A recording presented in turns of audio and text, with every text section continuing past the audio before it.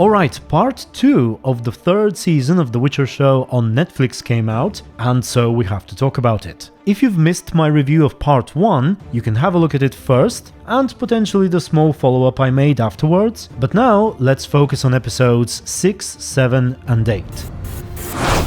I should say that I was somewhat excited for the last episodes, because the ending of the book they are based on is one of the most important moments of the Witcher saga. It's a massive turning point for pretty much every character's story, as well as the overall plot, so I expected a lot. And were those expectations met?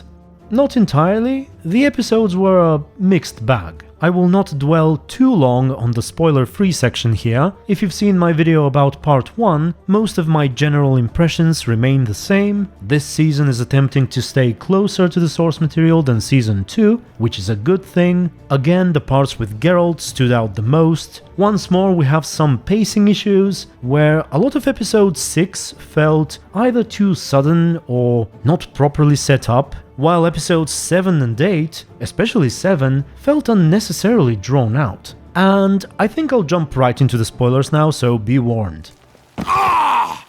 Episode 6. It can be nitpicked to oblivion. A lot of what's happening is either not terribly consistent or way too convenient, and there were many things I did not like very much. To give you an idea of what I mean, it begins with Ciri feeling that something's wrong with Yennefer, and she leaves her house just in time to avoid Radovid kidnapping her or something. I'm not sure how he would have managed it, but anyway. Meanwhile, all but a handful of mages have been taken into custody by a relatively small number of Redanians on Thanedd. The reason why they were able to pull that off is because Philippa Eilhart cast a spell that prevents the use of magic.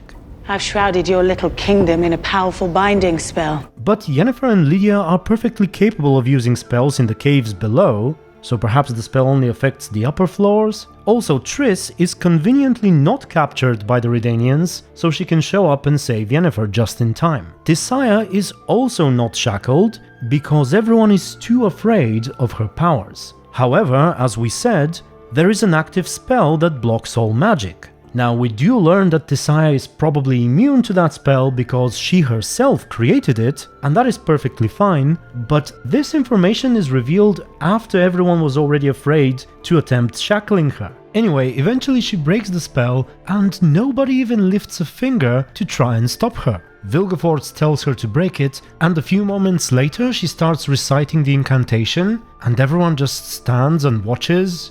Point a crossbow at her or hit her over the head, just anything. But no, she breaks it, and she also breaks the Dimeritium shackles.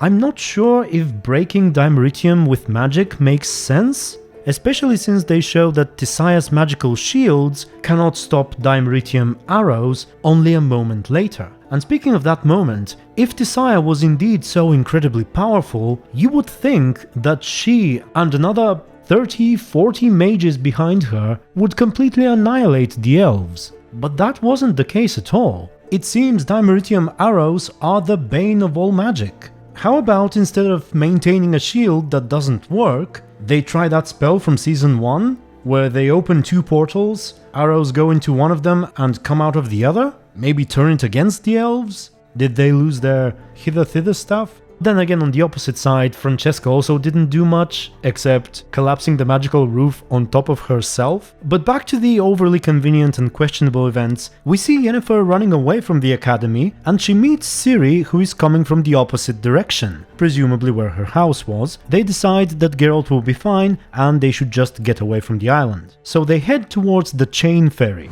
The Chain Ferry. Come on. And they start running back to where Yennefer came from, where all the fighting is. But I imagine that's where the ferry is, so okay. A moment later we cut back to them, still heading towards the academy, and Yennefer says that the stable must be close. We're almost at the stables. But weren't they looking for a ship or a boat? Why are they looking for a horse now? To get to the ship faster, perhaps? But if there were horses between where Yennefer came from and where she found Ciri, why wasn't she looking for Ciri on horseback? Then out of nowhere, Rian shows up behind them from the direction where Ciri came from, and then suddenly Geralt shows up behind him from the same direction and just kills Rian. So the three main characters decide to run away together, but then Yen realizes she has to go help Tissaia, so Yennefer starts running towards the academy. She reaches it a moment later without any signs of horses, and then we cut to Geralt and Ciri also approaching the academy and also without horses. So clearly the stable was a lie. But also, if the escape route and Tissaia are in the same direction, why did they have to separate at all? Did Yen run so fast that Geralt and Ciri couldn't keep up? I guess they just had to get Yennefer out of the picture so she doesn't distract Cahir. Speaking of Cahir, by the way, it's hard for me to buy his sudden turn to the light side. I still see him slaughtering a whole tavern full of innocent people just because he got angry at a Doppler. And a couple of episodes ago, he killed his best friend to get his job back, only to now throw it all at Ciri's feet the moment he sees her? I don't know. I actually like the actor, I'm just not a big fan of Netflix's version of Cahir. Then after the explosion, Dandelion shows up and finds Radovid casually sitting in a room. He's the brother of the king who is to blame for most of what just happened, allegedly, but the mages just let him wander around the place, it seems. And Radovid is not heard of at all until he shows up right in time for the murder of his brother so he can be given the crown. It just feels like anyone can be anywhere for any reason, and there is no sense of logistics at all. Oh, and the worst example of that has got to be Fringilla Vigo. In the middle of the fight between the mages and the elves, she shows up literally out of nowhere to kill her uncle and join Nilfgaard. And not even Cahir, who is leading the elves, was aware of her presence. Fringilla! I thought you were dead. No! So where the hell did Fringilla come from? I think the last time we saw her she was still dancing, and they did establish that teleportation here is currently impossible, so I guess she must have sneaked into the place somehow and just hidden in the shadows? So yeah, the episode was filled with that sort of stuff. Now the fight between Geralt and Vilgefortz was pretty cool. Vilgefortz's staff disappearing and rematerializing throughout the fight was nice, and I think they conveyed rather well just how strong Vilgefortz really is. They also confirmed that he was purposefully feigning weakness when he fought against Cahir in Season 1. If you recall, he also caused his sword to materialize several times there, which once again is a nice note of consistency when it comes to Vilgefortz's powers, very much unlike Francesca, for example. You mistook the stars reflected on the pond at night for the sky. I believe this quote is straight out of the book. And another thing I enjoyed, even if it was incredibly brief, was Stregobor's involvement. While most of the other mages were just lollygagging with the elves, he suddenly showed up, fire in his hands, and went, "I've had enough of you, elven dogs," or something to that effect. Go to hell, you fucking mongrels! And it was just nice to see some genuine passion, even if it comes from a crazy old man. I think I got a little carried away with all this nitpicking, but sadly there are more general issues as well. For example, the complete lack of setup for this whole conflict and division amongst the mages. We basically have no idea why Kira Metz and Sabrina sided with Redania and what that really meant. We could have used some more insight into what is actually going into the minds of the people, what their positions are when it comes to the fate of the Northern Kingdoms and things like that, just so we can better understand this division that apparently exists among them. And before I move on to episode 7, I suppose I should mention Tissaia. Her involvement was a bit different from what it is in the books, but it was overall good. And for a moment there, I even thought they might decide to keep her alive. Her death scene in the books is quite memorable, with her taking her final moments to meticulously arrange everything around her in perfect order, very much in contrast to how everything else had just fallen apart. It's a great moment, and it's somewhat similar to what we got in the show, except originally it focused a lot more on Tissaia personally, rather than her relationship with Yennefer, which is a bit over-exaggerated in the show compared to the books. But with that in mind, I suppose the changes made sense. She was also one of my favorite sorceresses in the show, and it's sad to see her go. Okay, now let's talk about Ciri in the Korath Desert. pretty much the entire episode 7, and like I said, it did feel a little too stretched out. There were definitely some good moments. I liked the couple of references to her time at Kaer Morhen and her studies with Ermion. I liked it when she ate her cream. I felt somewhat vindicated, where literally every single moment she recalled when thinking of Geralt and Yennefer was from Season 3. If you remember in the previous video, I said that it took Netflix 3 full seasons to finally start building a genuine connection between the 3 characters, and they wasted so much potential in Seasons 1 and 2. Now, I did not care too much about the flashbacks with her mother and grandmother. Calanthe especially was a little, almost creepy, I thought. They spent quite a long time on her visions of Falka, which felt a little too much for me with the whole changing the system and breaking the cycle and whatnot, but I guess they're trying to set something up for Ciri's time with the rats. You know how they will call Ciri Falka, and perhaps Ciri will keep seeing Falka as a sort of representation of her own darker side or something. The big monster fight was not terribly interesting either, but the unicorn was nice. It's great that they used an actual horse instead of a CGI one. Ciri did try healing it with the fuck spell at first, but then had to resort to fire as it was in the books, and she did end up renouncing her powers. We'll see if that has a permanent effect or not. I relinquish my powers!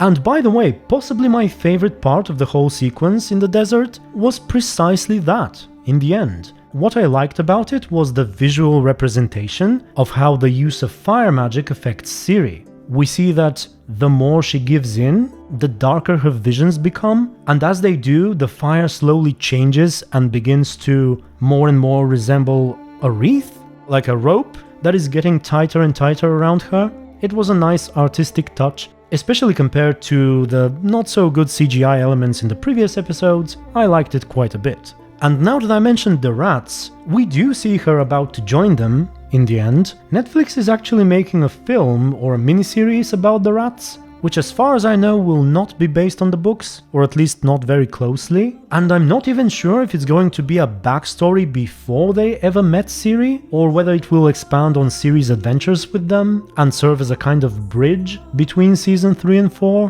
Please comment below if you know more about it. Now this scene here is quite good, where Ciri is deeply distraught by the fact that she has to kill someone. It's well executed, the actress is doing a good job, and I like it. I'll probably leave the Geralt parts for the end, so let's talk about Nilfgaard and the Elves now. Things are not great in that department. You remember how I complained about their story, which keeps going in circles? Well, the trend sort of continues here. Francesca is just about to agree to Emir's terms and settle down with Nilfgaard, and Fringilla reveals the truth about Francesca's baby, which leads to Francesca immediately vowing to make Nilfgaard pay and whatnot, and the elves are back on their own, it seems. This is literally going to go on forever. The elves are alone, they team up with Nilfgaard for a job or two, then they're back on their own, and so on. I also can't decide what they're trying to do with Dara. He wasn't a character in the books. Netflix added him in season 1 so they can have that Doppler plot, which really didn't go anywhere, and afterwards they keep bringing him back. The actor has basically grown up with the show, and yet I can't understand what the point of him is. I had a few theories. Probably my strongest one was that they will make him one of the rats. He had a bit of a connection with Ciri, and I thought they will expand on that by making him one of the members of the band, but that doesn't seem to be the case. So what is up with Dara? Why do they keep dragging him along? I don't understand. And one more thing about the elves before I'm done with them, and that is, what about Ciri? When the elves attacked Thanedd, they were after Ciri once more. So it would seem that Nilfgaard promised her to them to gain their support. So why didn't Francesca say anything later? I assume she knows that Ciri's on her way to Emir. Also, Francesca and some of the other elves have seen the real Ciri, so how will they react to seeing the false one now? I guess they conveniently broke ties with Nilfgaard right before she arrived? But I don't know, there was just a bit of awkwardness there. And speaking of the false Ciri, I think we have absolutely no clue how she ended up with Vilgefortz, assuming it was him who brought her to Emir. Perhaps he tracked her down with her blood too, after she left that dungeon and settled with the werewolf. Oh, and speaking of the dungeon, there was a rather silly scene involving the lodge. The lodge, by the way, is not yet called that, but it does seem to be somewhat established, at least in its early stages. It is smaller than it was originally, with Yen appearing to be the leader, of course. Another thing Netflix has taken from Philippa's character and given to Yennefer in the show. But anyway, what I wanted to talk about was that part where the sorceresses go to Rience's castle to look for Ciri, and they find the corpse of the monster Geralt slew there. If you recall, it was an amalgamation of the bodies of several young women whose heads were hanging from the walls. It was kind of cool, actually. So when they saw it, they were just appalled and decided to cast a very powerful and complicated spell in order to dispel what Rience and Vilgefortz did and disjoint the bodies, reverting them back to their normal human forms. So they make a circle and they say the words, and the spell works. Even their heads are in the right places again. Then we see the sorceresses going down the hill, leaving the castle, and suddenly Triss says, "Hey, wait a moment, we have to bury these girls." They deserve a proper burial.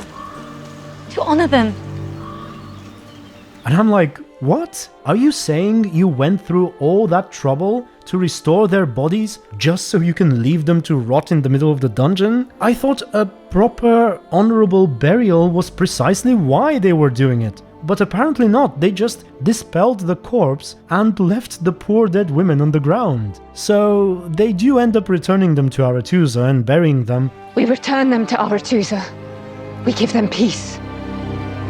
But it was just a weirdly written sequence. And finally, let's talk about the scenes with Geralt after he gets brutally beaten by Vilgefortz. There's not too much of him, but what is there I did like. He's taken to the Dryads, there's a new actress playing Eithne, by the way, their leader, and I will on one hand commend Netflix for making her look less human, which is good, it was one of my initial complaints about her, but on the other, there are plenty of references to her iconic silver hair and silver eyes, so it could have been even closer to the books. I also liked Dandelion in these scenes, I liked when he sang to them, and his brief talks with Geralt and Milva. I must admit, I wasn't a huge fan of his stuff with Radovid, but now he was in his element. And did I say Milva? Yeah, Milva appears, a key member of Geralt's future company, and also, I believe, the very first major character who is played by an East Asian looking actor.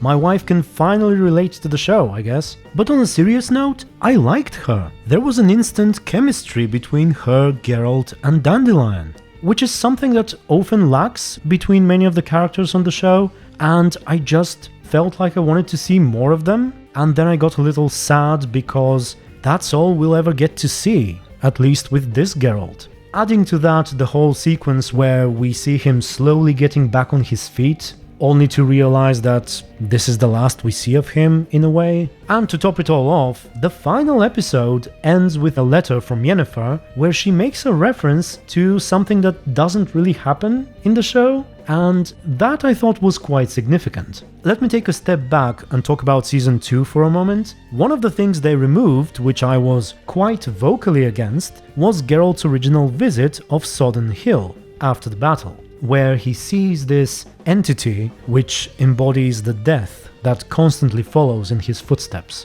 It's a really memorable moment, basically the ending of the second book, and Netflix removed that from the show. But if you recall Roach's death scene, you will remember that Geralt actually makes a reference to her. And when I realized, I was like, why are they referencing something that they consciously removed? Now, don't quote me on that, but I was told by few people that apparently the scene of Roach's death was originally written more casually, but it was Henry Cavil himself who insisted upon doing it the way he wanted, and they ended up agreeing. I'm not sure if this is true, but it seems likely, because the current scene sort of doesn't make sense in the context of the show, but it does in the context of the books, and we know that Henry Cavil likes them a lot. And now, his very last scene in The Witcher show is, in a way, a reference to how he stood up for doing the show properly and staying faithful to the source material. And it's just sad, once again.